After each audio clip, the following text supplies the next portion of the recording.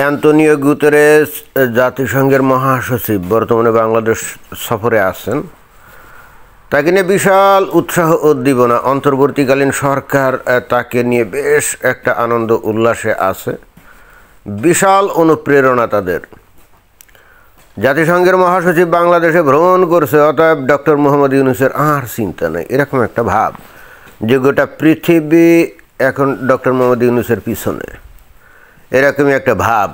তো গুতেরেস সাহেব কী করছেন, কক্সবাজার রোহিঙ্গা ক্যাম্পে ওখানে গিয়ে 1 লক্ষ রোহিঙ্গাদেরকে সাথে নিয়ে উনি কী করছেন, রমজানের ইফতার করছেন এবং সেখানে উনি কিছু বক্তব্য বিবৃতি দিয়েছেন। কিন্তু কি বক্তব্য বিবৃতি দিয়েছেন, নতুন কোনো কিছু বলছেন? তার চাইতে বড় কথা হলো এই অ্যান্তোনিও গুতেরেস, এই জাতিসংঘ মহাসচিব আসলেই কি কোনো কিছু করতে পারে, মানে তার সেই ধরনের ক্ষমতা আছে? এই ডোনাল্ড ট্রাম্প আমেরিকা ক্ষমতার আসার আগে পর্যন্ত এই জাতিসংঘের যতটুকু ভাবমূর্তি, প্রভাব প্রতিপত্তি বা তাদের বক্তব্য বিবৃতিতে যতটা কাজ হতো, এই ডোনাল্ড ট্রাম্প এসে তো সব এই ওয়ান ওয়ার্ল্ড অর্ডারের যে সিস্টেম একেবারে ভেঙে চুরে খান খান করে দিয়েছে। এখন এমনিতেও আগে জাতিসংঘ তেমন কোনো ভূমিকা কোথাও কোনো বিবদমান অঞ্চলে, অর্থাৎ যুদ্ধ বিক্ষুব্ধ অশান্তিময় অঞ্চলে অতীতে তেমন কোনো সাফল্য কখনোই আমরা অর্জন করতে দেখি নাই। সেখানে বাংলাদেশের মতো দেশে উনি এসে হঠাৎ করে হয়তো কিছু করতে পারতেন, কিন্তু সেইটা তো এখন সময়টা খুব মানে অন্যরকম সময়, তাই না? ডোনাল্ড ট্রাম্পের আমলে যেখানে এই জাতিসংঘের প্রতি ডোনাল্ড ট্রাম্পের একেবারে প্রচণ্ড রকম তুচ্ছতা ছিল এবং জাতিসংঘের সাহায্য সহযোগিতাও বিভিন্ন ক্ষেত্রে অনেক কমিয়ে দিয়েছে, সেখানে এই অ্যান্তোনিও গুতেরেসের এই সফর, এই বিশাল আয়োজন আসলে কি বাংলাদেশ অর্জন করবে? এখান থেকে ডক্টর মোহাম্মদ ইউনূস সাহেব বাংলাদেশের মানুষের কাছে যতই মানে একটা অন্যরকম ভাব তুলে ধরার চেষ্টা করেন না কেন, কিন্তু আসলে কি এখান থেকে কোনো ফলদায় হবে? তো এখানে অ্যান্তোনিও গুতেরেস সাহেব 2টা বক্তব্য দিয়েছেন, 2টা বার্তা। আমরা সেই বার্তাটা একটু খবর থেকে পড়ে দেখি। উনি এই যে বলেছেন, জাতিসংঘ মহাসচিব বলেন, রোহিঙ্গা ক্যাম্প পরিদর্শন করে আমি 2টি বার্তা পেয়েছি। আচ্ছা, তাই নাকি? এতদিনে পান নাই ভাই, এই আজকেই পাইলেন? রোহিঙ্গা সমস্যা তো আর আজকের না, আরও 7-8 বছর আগের কাহিনী, তাই না? তো এতদিনে আপনি কোনো বার্তা টার্তা পান নাই, এখন এইমাত্র পেলেন। তো কি বার্তা পাইলেন? প্রথমত, আশ্রিত রোহিঙ্গা জনগোষ্ঠী মিয়ানমারে ফিরে যেতে চায়। আচ্ছা আচ্ছা, হ্যাঁ, তা তো বটেই, তারা সেখান থেকে উচ্ছেদ হয়ে গেছে, তো তারা সেখানে ফিরে যেতে চায়, এটা তো স্বাভাবিক। কেউ কি তার পৈতৃক বাপদাদার ভিটে ফেলে অন্য দেশে আশ্রিত হয়ে থাকতে চায় নাকি? না, চায় না। তারপরে আন্তর্জাতিক সম্প্রদায়কে অবশ্যই মিয়ানমারে শান্তি পুনঃপ্রতিষ্ঠা নিশ্চিত করতে হবে এবং রোহিঙ্গাদের অধিকার নিশ্চিত করে কোনো ধরনের বৈষম্যের শিকার তারা যেন না হয়। হ্যাঁ, তো এইটা কি আন্তর্জাতিক সম্প্রদায়ের খেয়ে দেয়ে কোনো কাম আছে? আন্তর্জাতিক সম্প্রদায়ের খেয়ে দেয়ে কোনো কাম আছে? বাংলাদেশে এখানে রোহিঙ্গা নিয়ে সমস্যার মধ্যে আছে। তো এইটা ওই যে আবারও বলতে হয় যে ডোনাল্ড ট্রাম্পের আগে পর্যন্ত এই ধরনের বক্তব্য বিবৃতিতে আন্তর্জাতিক সম্প্রদায় হয়তো সাড়া শব্দ দিত, কিন্তু কথা হচ্ছে যে ডোনাল্ড ট্রাম্পের পরে এখন যারা নাকি সাড়া শব্দ দিত তারা তো নিজেরাই ত্রাহি মধুসূদন অবস্থায় আছে।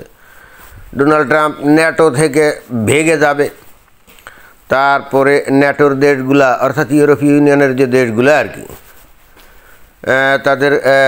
তাদেরকে বলছে যে তোমরা এখন নিজেরাই প্রতিরক্ষার ব্যবস্থা করো, আমরা আর দিতে পারবো না, আমরা টাকা পয়সা খরচ করব, তোমাদের নিরাপত্তা দেব, আর তোমরা ওই মানবতা দেখাবা সারা পৃথিবীতে, এখানে মানবতা ওখানে মানবতা, সেখানে টাকা পয়সা খরচ করবা দেদারসে, তখন তোমাদের টাকা পয়সার অভাব নাই।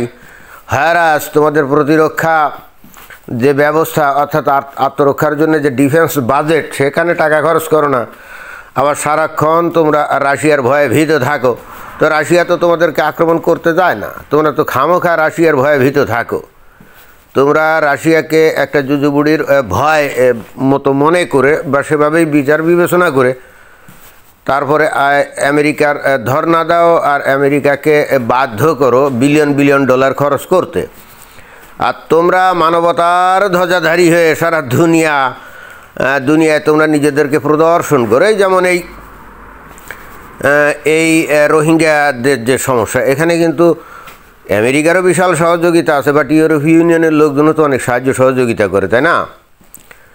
তো এখন এই অ্যান্তোনিও গুতেরেস ওই কথা বলছে যে আন্তর্জাতিক সম্প্রদায়কে এই সমস্যা সমাধানের জন্য এগিয়ে আসতে হবে। আমার প্রশ্ন হচ্ছে, এখন কি আন্তর্জাতিক সম্প্রদায় বলতে গুতেরেস যাদেরকে বললো তারা কি এখন এই মোডে আছে নাকি? তারা এখন আছে নিজেরা কিভাবে বাঁচবে, তাই না? ওই রোহিঙ্গারা কোথায় কি হলো না হলো এটা নিয়ে মাথা ঘামানো তাদের টাইম আছে বলে অন্তত আমার মনে হয় না। তারপরে অ্যান্তোনিও গুতেরেস আর একটা কথা বলছেন যে তিনি আরও বলেন, দ্বিতীয়ত রোহিঙ্গারা আরও ভালো পরিবেশ চায় ক্যাম্পে। দুর্ভাগ্যবশত যুক্তরাষ্ট্রসহ অন্যান্য দেশ সম্প্রতি নাটকীয়ভাবে মানবিক সহায়তা কমিয়ে দিয়েছে। এই কারণে আমাদের মানবিক সহায়তার মধ্যে খাবারের রেশন কমাতে হয়েছে। আচ্ছা, তাহলে কী হইল? তাহলে হইলটা কি? সে নিজেই স্বীকার করলো যে তার ক্ষমতা কিন্তু কিছুই নাই। উল্টে আগে যেটুকু সাহায্য সহযোগিতা এদেরকে দেওয়া হতো, এখন সেই সহযোগিতাটাও কমে গেছে। এবং যেটার কারণ হিসাবে সে কিন্তু বললে আমেরিকার কথা, তাই না? আমেরিকা সাহায্য কমিয়ে দিয়েছে এবং ঠিক সেই কারণেই ঘটনাটা ঘটছে। তাহলে হইলটা কি? তাহলে হলোটা কি? গুতেরেস কিন্তু অলরেডি স্বীকার করে যাচ্ছে যে আসলে বস্তুত প্রকৃত বিষয়টা কি।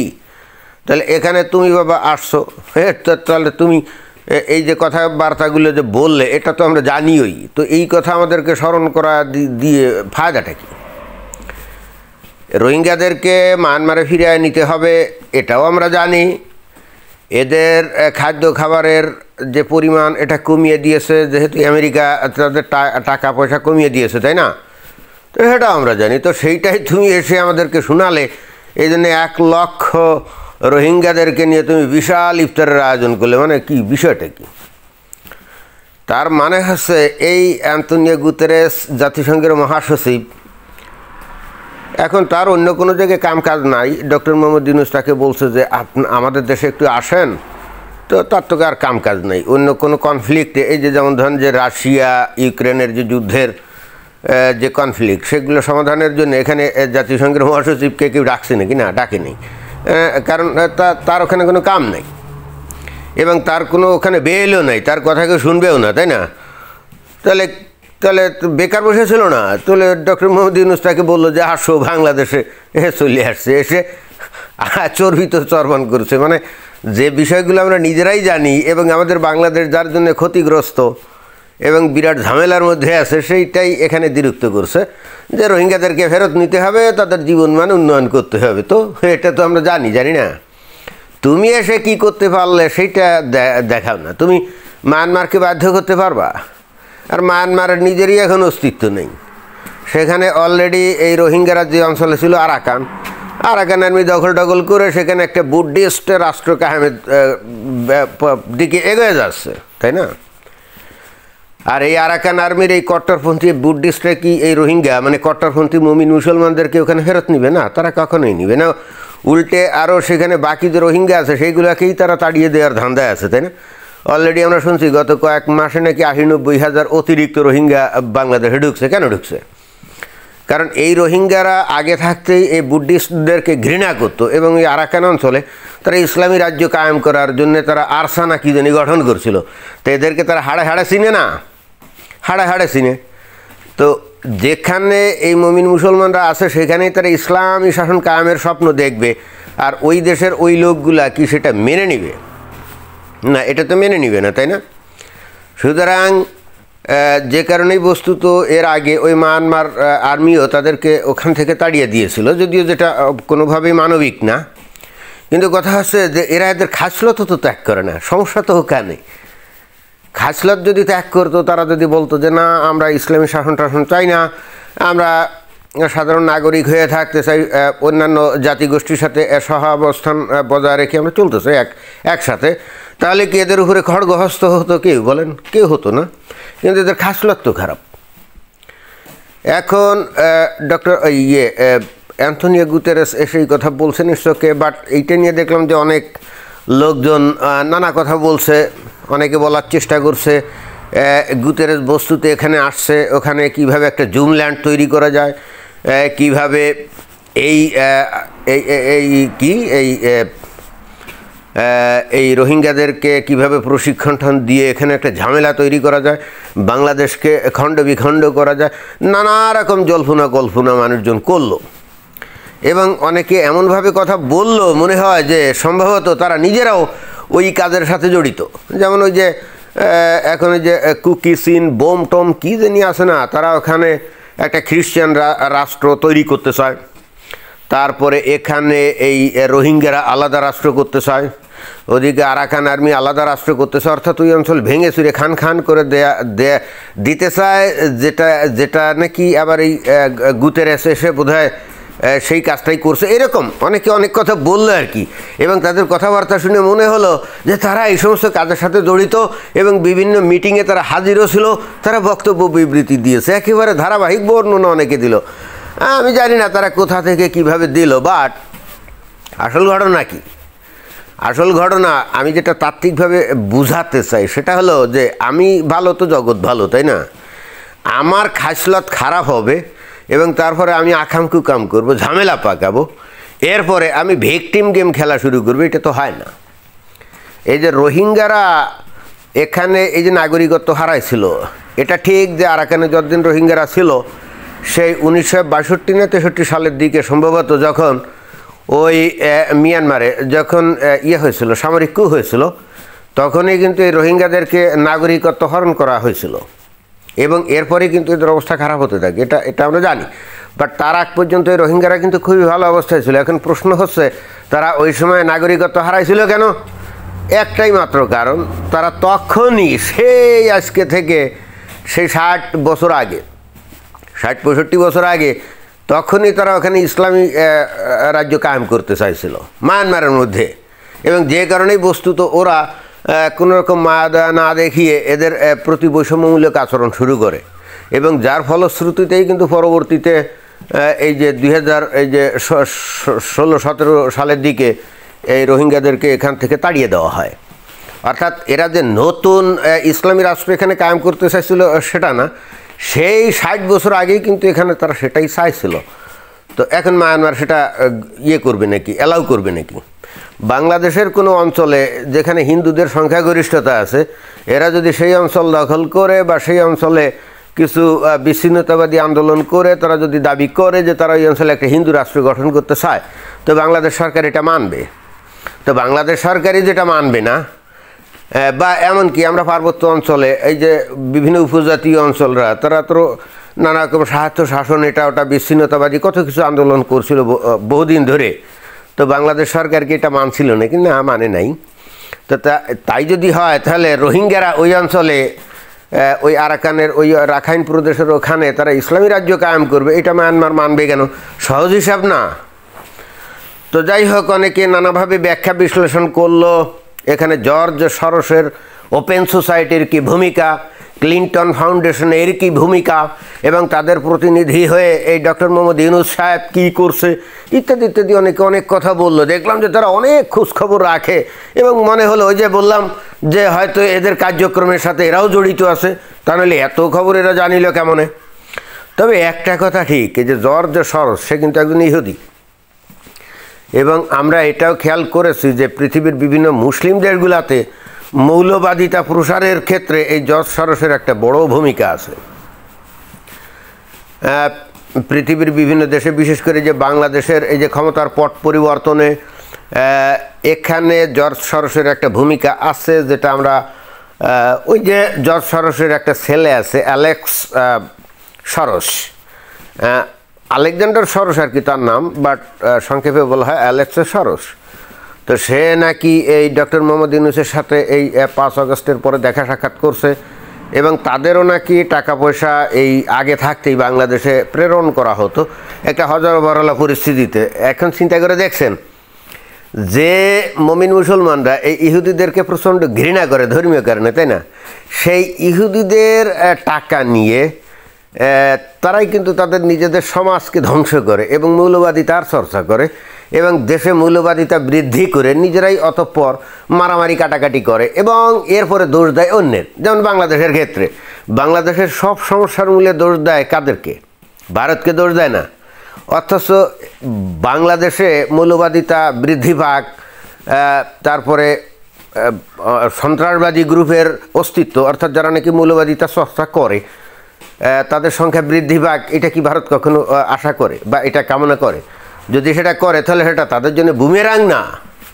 ভারত তো সারাক্ষণ তটস্থ হয়ে থাকে বাংলাদেশে যেন কোনোভাবেই মৌলবাদিতার বৃদ্ধি না ঘটে। অথচ মজার ব্যাপার হলো, এই যে কিছুদিন আগে এই যে তৌহিদি জনতা বলছি, হিজবুত তাহরীর একটা মিছিল করলো না, এই যে যেদিন সেনাবাহিনী প্রধান ওই যে বাংলাদেশে ফিরে গেলেন, ওই দিনই তো 7 মার্চ। আমি দেখলাম বিস্ময়করভাবে কিছু কিছু লোকজন বলা শুরু করলো এই সরকারের সমর্থক গোষ্ঠীর মধ্যে থেকে যে এর পিছনে নাকি ভারতের হাত আছে, এবং এই হিজবুত তাহরীরের দলের মধ্যেই নাকি বহু আওয়ামী লীগের লোকজন ঢুকে নাকি ওই কাজটা করেছে। চিন্তা করে দেখেন, তার মানে বাংলাদেশের মানুষ নিজেরাই বাইরের দেশের ইহুদি নাসারা কাফেরদের কাছ থেকে টাকা নিয়ে তাদের নিজেদের দেশে ধর্মীয় যে মৌলবাদিতার বৃদ্ধি করবে, সন্ত্রাসী কর্মকাণ্ড করার চিন্তাভাবনা করবে।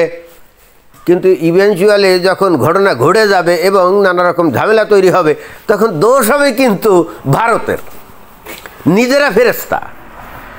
আমি আশ্চর্য হয়ে যাই, এই জাতিগোষ্ঠী অর্থাৎ মুসলিম জাতিগোষ্ঠী এত বোকা কেন?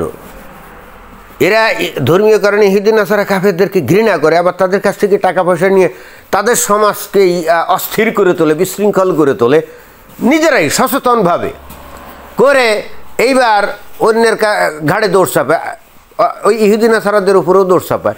ইটস ওকে ভাই, দোষ চাপাক, কিন্তু কথা হচ্ছে তুমি তাদের ষড়যন্ত্রে পড়ো কেন? তোমার কি কোনো কমন সেন্স নাই? জর্জ সরোস একজন ইহুদি, সে কি কখনো চাইবে মুসলমানরা শান্তিতে থাক? সে যখন মুসলিম সমাজের মধ্যে ধর্মীয় মৌলবাদ বৃদ্ধির জন্য টাকা পয়সা ঢালবে, তখন তো ধরেই নিতে হবে সে মুসলমানদের ধ্বংস চায়। তো এইটা আমরা বুঝি ভাই, তোমরা যারা তাদের কাছ থেকে টাকা নাও তখন কি মাথা ঠিক থাকে না নাকি? তোমরা কি বোঝো না যে তোমাদের ধ্বংস করার জন্য জর্জ সরোস এই কাজটা করছে? ইসলাম ধর্মের অনুসারী যারা, একেবারে সে 1450 বছর আগ থেকেই তো ইহুদিদের প্রতি ঘৃণা বিদ্বেষ, তাই না? বস্তুত ইহুদিদের মতবাদের, অর্থাৎ ইহুদিদের ধর্মীয় যে মতবাদের বিষয়টার উপরে 80% তো ইসলামে আত্মীকরণ করা হয়েছে। এবং তখন খোদ নবী, আমরা যেগুলো পড়ে আমরা জানি যে খোদ নবী নিজেই ওই ইহুদিদের বলল যে এই তোমাদের নবী আর আমাদের নবী তো একই, তো এবং তোমাদের ধর্মীয় যে আদর্শ বিশ্বাস নিয়মকানুন আর আমাদের ধর্মীয় বিশ্বাস আদর্শ নিয়মকানুন তো প্রায় একই, সেম, তাহলে তোমরা মুসলমান হয়ে যাও। আর ইহুদিরা বলল যে আমাদের কিতাব অনুযায়ী তুমি তো কোনোভাবে নবী হতে পারো না, হও না, তুমি তো এসে জোর করে গায়ের জোরে নিজেকে নবী দাবি করছো। ইহুদিদের বক্তব্য বলে সেটা। অর্থাৎ তৌরাত কিতাবে একজন নবী হতে গেলে যে বৈশিষ্ট্য থাকা দরকার, কোথায় জন্ম হওয়া দরকার, কী বৃত্তান্ত এবং তার অন্যান্য কী লক্ষণ থাকতে হবে, তার একটাও কিন্তু ইহুদিদের মত অনুযায়ী হজরত মুহাম্মদ সাল্লাল্লাহু আলাইহি ওয়াসাল্লামের ক্ষেত্রে কাটে না। এই কারণে কিন্তু ইহুদিরা হজরত মুহাম্মদকে নবী হিসাবে মানে নাই। এখন এক বনে তো দুই বাঘ থাকে না, তো মুহাম্মদ সাল্লাল্লাহু আলাইহি ওয়াসাল্লাম উনি কিন্তু যথার্থ বুঝছিলেন ইহুদিরা যদি বেঁচে থাকে এবং তাদের মতবাদ যদি টিকে থাকে তাহলে ইসলামের জন্য সেটা বিশাল খারাপ জিনিস। এই জন্যেই কিন্তু বস্তুত এই ইসলাম ধর্মীয় বিষয়টাই হচ্ছে একেবারে প্রথমত ইহুদিদেরকে জাতশত্রু হিসাবে চিহ্নিত করা এবং তাদেরকে নিশ্চিহ্ন করে দেওয়া। এবং ঠিক সেই কারণে উনি কিন্তু আরব পেনিনসুলা থেকে ইহুদিদেরকে উনি উচ্ছেদ করে দিয়েছিলেন। আর যেগুলো তার আমলে উচ্ছেদ হয় নাই, উনি নির্দেশ দিয়ে গেছিলেন তার সাহাবিদেরকে যে তাদেরকে উচ্ছেদ করে দাও, এবং তখন থেকে শত্রুতা। এইটা এমন না যে ইহুদিরা ওই যে এখন যে ইসরায়েল রাষ্ট্র তৈরি করছে ওই যে মধ্যপ্রাচ্যে, ওই জন্যে মুসলমানরা ইহুদিদেরকে বিশাল ঘৃণা করে। এইটা হলো কমপ্লিট একটা ভুল ইন্টারপ্রিটেশন, ভুল ব্যাখ্যা। ইহুদিরা যদি ওখানে ইসরায়েল রাষ্ট্র তৈরি নাও করতো তাহলেও কিন্তু সারা যুগের পর যুগ ধরে, শতাব্দীর পর শতাব্দী ধরে মুসলমানরা কিন্তু ইহুদিদেরকে ঘৃণা করতো, এবং এটার বীজ সেই 1450 বছর আগের।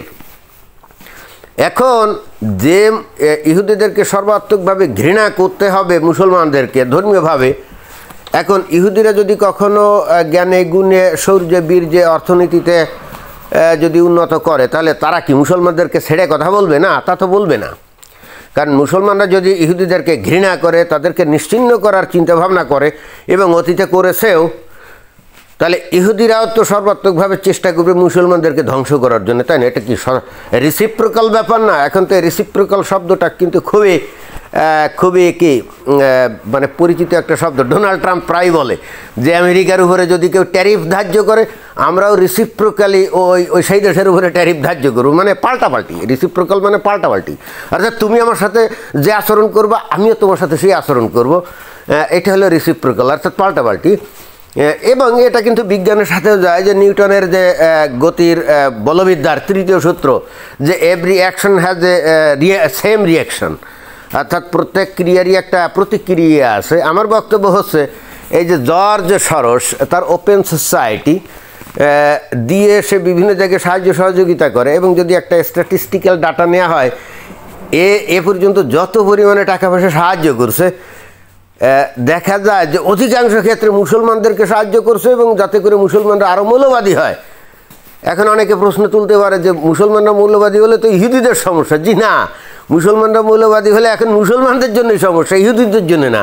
কারণ এই মুসলমানরা যখন ইহুদিদের ওপরে কোনো রকম কোনো ঘটনা ঘটাতে যাবে, তখন এই ইহুদিরা এমন মার দিবে যে বাপের নাম ভুলায় দিবে। যেমন এই যে ইসরায়েলের উপর 7 অক্টোবর 2023 সালে হামাস হামলা চালাইছিল না, ফলাফল কি হয়েছে? বরং এখন তো মনে হয় যে ইসরায়েলি চাচ্ছিল যে হামাস যেন এই ধরনের একটা আক্রমণ তাদের উপরে করে, যাতে করে তারা ওটাকে ব্যবহার করে হামাসদেরকে এবং প্যালেস্টাইনিদেরকে, ফিলিস্তিনিদেরকে একেবারে গোষ্ঠীশুদ্ধ একেবারে নিশ্চিহ্ন করে ফেলতে পারে, তাই না? তো এখন এই সমস্ত ক্ষেত্রে আপনারা যে দেখবেন যে হয়তো এই হামাসের পিছনে হয়তো জর্জ সরোসের অর্থ থাকতে পারে। আমার তো তাই মনে হয়। আইএস, আল কায়দা, এই সমস্ত এদের পিছনে দেখা যাবে যে জর্জ সরোসের টাকা পয়সা থাকতে পারে। তো এই হেতু এখন চিন্তা করছে বাংলাদেশ, এখানের মুমিন মুসলমানদের মধ্যে ধর্মীয় দোষ মারাত্মক বৃদ্ধি পেয়েছে, অর্থাৎ এখানেও টাকা পয়সা দাও। আর ওই উপরে জর্জ সরোস ভাব নেয় সে গ্লোবালিস্ট। তো কিসের গ্লোবালিস্ট? ওই যে ইহুদিরা স্বপ্ন দেখে সারা পৃথিবীতে তারা মাতব্বরি করবে। তো তাই যদি করতে হয়, অর্থাৎ সেটার সাথেও মিলে যায়, তাই যদি করতে হয় পৃথিবীর বিভিন্ন দেশে দেশে কেওয়াস লাগায় রাখতে হবে, গণ্ডগোল গ্যাঞ্জাম তৈরি করে রাখতে হবে, যাতে করে তারা উপরের দিকে উঠতে না পারে। আর ওদিকে ইহুদিরা কী করেছে, তাদের তো একটা রাষ্ট্র আছে, আর আমেরিকার মতো দেশে ভর করে তারা অর্থনীতি, বিজ্ঞান, শিক্ষা সব ক্ষেত্রে তারা উন্নত। আমেরিকার পররাষ্ট্রনীতি ইহুদিদের কথাবার্তা ছাড়া চলেই না, বিশেষ করে মধ্যপ্রাচ্যের রাজনীতি।